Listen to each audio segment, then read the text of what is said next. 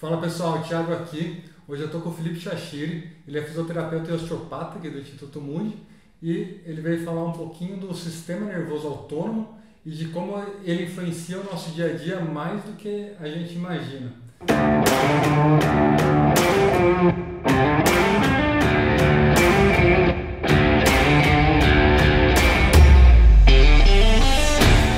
Para começar, fala pra gente o que é o sistema nervoso autônomo. Bom, o sistema nervoso autônomo é a parte do nosso sistema nervoso que trabalha involuntariamente. São as nossas reações a alguma situação. É a parte do sistema nervoso que nos equilibra o ambiente em que estamos, mantendo o equilíbrio interno de todos os sistemas do corpo. Então, dependendo do ambiente, o sistema nervoso autônomo vai se comportar de um jeito ou de outro. Sim, ele vai tanto ou acelerar nosso corpo, colocar nosso corpo pronto para agir acelerando ou desacelerando. E quem faz isso são as divisões do sistema nervoso autônomo, que é dividido em sistema nervoso autônomo simpático e sistema nervoso autônomo parasimpático. O simpático vai acelerar nosso corpo, vai colocar nosso corpo numa situação de luta ou fuga, para ativar, reagir o mais rápido possível a alguma coisa, alguma situação. Já o parasimpático, ao contrário, ele vai fazer o movimento oposto, que é de acalmar, relaxar, auxiliar na digestão. Ou seja, o simpático vai acelerar, fazendo nosso corpo até gastar mais energia. O parasimpático, ao contrário, vai relaxar, ajudando a recuperar essa energia, como eu disse, dependendo da necessidade.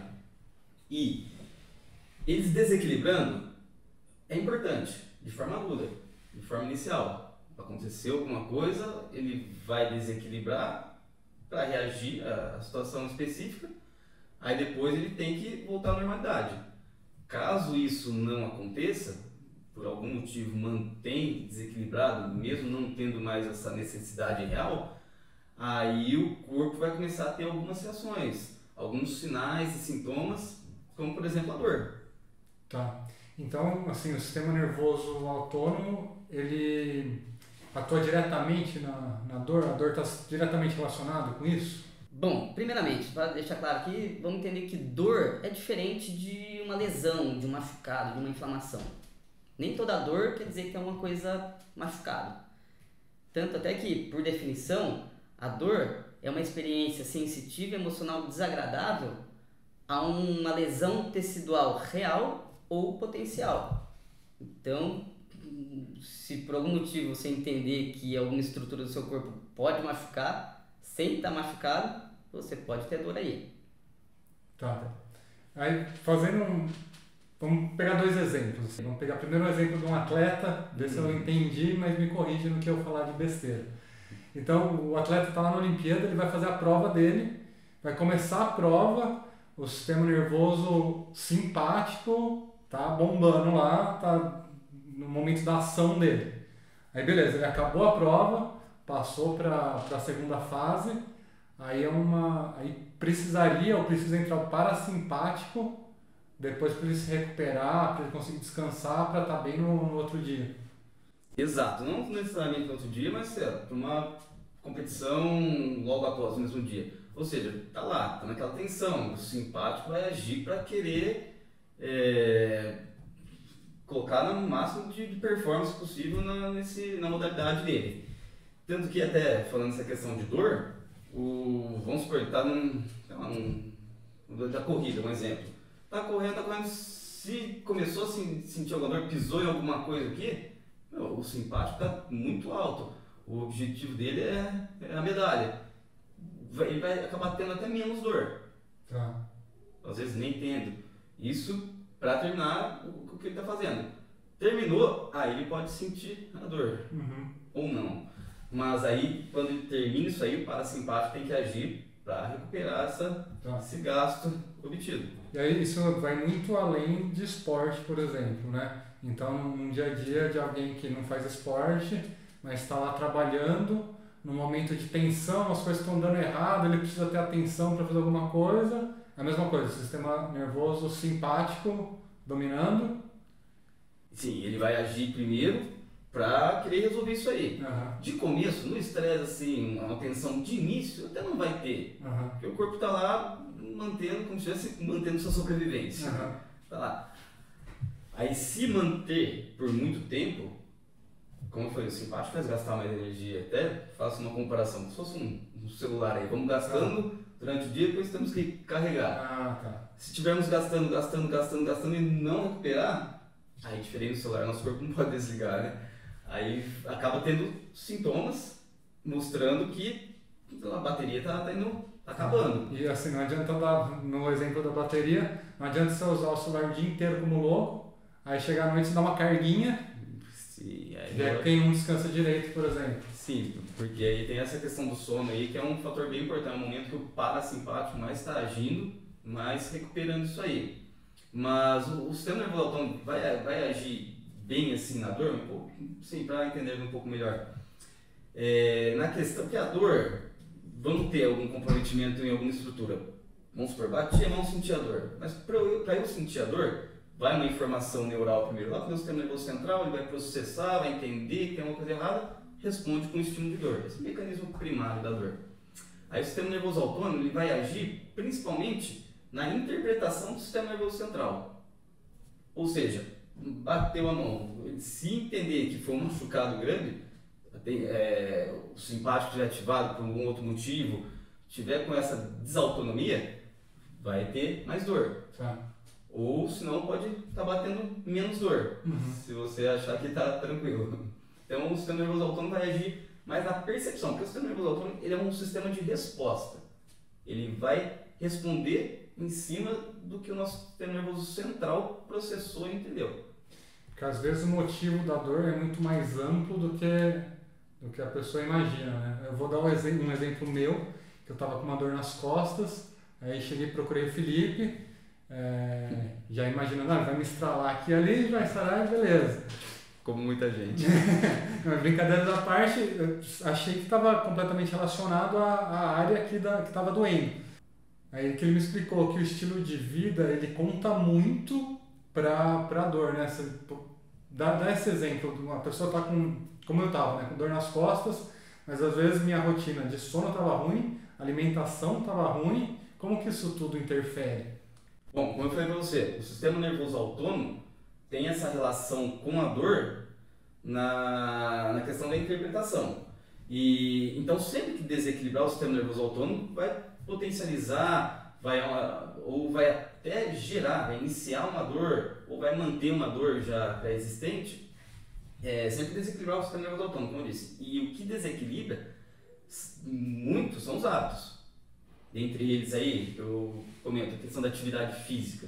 Uma pessoa sedentária vai ter o seu sistema nervoso autônomo mais desequilibrado. Ou quem excede muito exercício nos extremos são ruins. Alimentação, uma alimentação ruim, com alimentos de difícil digestão, isso aí vai fazer desequilibrar também. O sono, como comentamos aí antes, o sono na verdade até um fator principal aí de desequilibrar o sistema nervoso autônomo, ou equilibrá-lo, né? E saúde mental. A saúde mental é um leque de possibilidades que pode alterar. Tanto que aí tem até gente que fala, então dor psicológica. Não é dor psicológica. Sim, uma questão emocional vai desequilibrar o sistema nervoso autônomo, mas não é apenas uma questão emocional, como essas outras coisas que eu citei também. Pegando o gancho da dor psicológica, né? A gente estava comentando isso outro dia, no exemplo que você está lá, com seu filho, sua filha, ela vem correndo, pá, cai. Isso depende muito da reação do pai ou dos pais, da mãe, o quanto que a criança vai ou não chorar, né? E assim, eu sempre imaginei que a criança chorava de nervoso da nossa reação, mas não é bem assim que você estava falando, né? A nossa reação pode causar um estresse na criança. É a interpretação da criança. Então a nossa reação vai fazer ela interpretar de formas diferentes. Vamos lá, se ela caiu e você já chegar desesperado, nossa, o que foi? Estiver sangrando ainda, que seja pouquinho, ela está sangrando, você causar esse clima mais preocupante, com certeza vai ter mais dor. Então assim, a nossa reação pode afetar o sistema nervoso autônomo da criança e aí efetivamente ela sentiria mais dor. Mais dor, ou menos dor. Ou menos porque dor. aí se você chegar nesse mesmo tombo, nessa mesma queda, já chega com calma, olha, primeiro vê que não tem nada, né? Viu que não tem nada, cria um jeito aí de acalmá-la e tal, e já meio que distrair, com certeza vai ter menos dor. Beleza, está clara a relação do sistema nervoso autônomo com a dor, mas assim, além da dor, com que mais o sistema nervoso autônomo ele se relaciona? Com tudo. Todos os sistemas, como eu falei, são as nossas reações a alguma situação. Então, vai ter bastante relação com a nossa parte visceral, o sistema digestivo, por exemplo, uma gastrite, até em casos mais graves, úlceras, alguma questão hepática, esteatose, funcionamento intestinal, está mais constipado, com o intestino mais solto. Até um exemplo aí dessa questão digestiva, que tem muita relação com o sistema nervoso autônomo, é a síndrome do intestino irritável, entre outros. O sistema cardíaco, a frequência cardíaca vai subir ou baixar, dependendo da necessidade. E quando está alterado, essa parte cardíaca, por exemplo, pode dar arritmia, em casos graves e intensos, pode até chegar a um infarto. Mas não só essa parte visceral, até as nossas reações em geral. Um outro exemplo, pupila. Quando está muito claro, a tendência é a pupila constringir. Se estamos num ambiente mais escuro, com menos luz, a tendência é a pupila dilatar. E quem faz isso é o sistema nervoso autônomo. Mas também é interessante entender, Thiago, que vamos entender a questão do sistema nervoso autônomo não só nas patologias, mas além das que eu já citei, das patologias, em questão de desempenho também. Uma melhora, como citou aí no começo de atleta, para aumentar desempenho e condicionamento de um atleta, ele tem que treinar, ok, mas o treino é um estresse. Então, temos que gerar esse estresse um pouco acima da nossa capacidade para ter essa plasticidade de desenvolvermos e melhorar o condicionamento. Mas se exceder, pode ser prejudicial, mas sempre tem que gerar esse estresse a mais para o corpo reagir e causar um benefício, um aumento da performance. Tá. Então assim, se a gente prezar pela manutenção do equilíbrio aí do sistema nervoso autônomo em equilíbrio, a gente está olhando para vários pontos, na verdade. A gente está pensando em benefícios de curto, médio e longo prazo. O equilíbrio assim é difícil termos, né? Como também citei no início, tem que desequilibrar de uma forma imediata, equilibrou, resolveu, tem que equilibrar de novo. Então, pode usar isso tanto a nosso favor quanto contra, né? Tem que compensar o outro, né? Bom, durante o dia, dependendo do que estamos fazendo, ora o simpático vai ativar, ora o parasimpático vai ativar, dependendo do que estamos fazendo. E o simpático, aquele exemplo da bateria, vai fazer gastar mais, o parasimpático vai recuperar. Então estamos em constante gasto e recuperação. A questão é que, no final, a conta tem que fechar. Tem que ser compatível. Se tiver muito tempo alterado, vai ter alguma coisa. E tem alguma maneira de medir, de mensurar isso daí? Sim, tem sim. Conseguimos mensurar o sistema nervoso autônomo através da variabilidade da frequência cardíaca. O que seria essa variabilidade da frequência cardíaca? O quão varia o intervalo de tempo de um batimento cardíaco do outro. Entre cada um tem um intervalo e é medido em milissegundos. Quanto mais variar o intervalo de um batimento do outro, melhor. Maior sua variabilidade, mais o seu parasimpático está ativado. Você está recuperando mais. Quanto menos igual for, quanto mais parecido, pior a condição em geral, mais o simpático está ativado. E essa variabilidade da frequência cardíaca, até então antigamente, era mensurada apenas através do eletrocardiograma, que hoje em dia é usado também até o padrão ouro de mensuração. Porém, hoje em dia, tem recursos, dispositivos aí mais simples, de fácil acesso, que faz essa mensuração com a confiabilidade altíssima, bem próxima do eletrocardiograma. E dentre eles aí, o que usamos aqui no Instituto, a cinta, o frequencímetro, né? A cinta peitoral aqui da Polar, que aí vai mensurando para entendermos como que está o simpático para simpático. Então, assim, numa avaliação sua aqui no Instituto, você consegue fazer essa mensuração? Sim, não só na avaliação principalmente, né, para entendermos como está a condição do cliente de início, mas eu uso também essa mensuração durante o atendimento. Eu quero entender se cada abordagem, cada técnica que eu estou executando, se o corpo dele está respondendo bem, se está equilibrando o sistema nervoso autônomo conforme eu vou fazendo a abordagem ou não.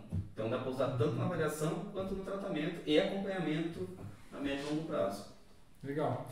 E aí você fez a avaliação, você mediu, viu que precisa, que está desequilibrado, alguma coisa do tipo. Quais ações que a pessoa pode fazer para melhorar esses índices aí? Bom, para equilibrá-los, até na sessão faço a avaliação, tratamento e a orientação, mas para equilibrar o sistema nervoso autônomo, podemos ir através de técnicas, modalidades específicas, como a osteopatia e as outras terapias manuais, a acupuntura, os estudos mostram aí já uma ativação do parasimpático, técnicas aquáticas na piscina, de shiatsu, tem um potencial grande de equilibrar o sistema nervoso autônomo, meditações, exercícios respiratórios, isso de uma forma passiva, vamos dizer, o terapeuta fazendo no paciente, mas além dessas modalidades, a própria pessoa consegue fazer coisas sozinhas para equilibrar o sistema nervoso autônomo, dentre eles exercícios respiratórios, meditações, mudanças de hábito em geral,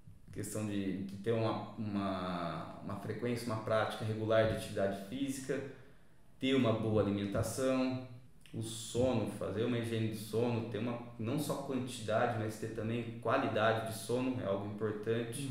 Eu digo sempre que a questão do sono é o mais importante. E controlar a questão da saúde mental. Então todos esses fatores aí vão ser importantes para equilibrar o sistema nervoso autônomo. É que às vezes a causa da dor ou da situação é muito mais abrangente do que a gente imagina, né? E acho que isso vai muito também de encontro que é o conceito do Instituto Mood, porque você faz a avaliação, vê que precisa trabalhar, então aqui ele já pode fazer uma sessão de osteopatia com você, mas ele tem atividades físicas que ele pode fazer, tem nutricionista que ele pode conversar, terapias aquáticas, até a própria meditação. Então um conjunto de coisas que vai fazer ele mudar de rotina, né, de estilo de vida. Sim, porque a dor ou outro sintoma não tem um único fator. Não existe a bala de prata para resolver a dor. Então é uma abordagem multidisciplinar e temos esse privilégio aqui na nossa casa de ter várias modalidades que vão ser benéficas para isso, mas além disso, essa interação de uma técnica com a outra para poder direcionar para a modalidade específica cada um. Porque podem aparecer várias pessoas com a mesma dor, mas ter em caminhos diferentes. Que é a questão da individualidade terapêutica. Exato. E essa comunicação interna nossa consegue fazer esse encaminhamento, essa distribuição da melhor forma possível. Maravilha, Felipe. Obrigado pelo papo aí. Opa, eu que agradeço aí. Se você se interessou, ficou com alguma dúvida, pode deixar nos comentários aqui ou então entrar em contato com o Instituto Mood. O link do site está aqui na descrição. Valeu! Valeu!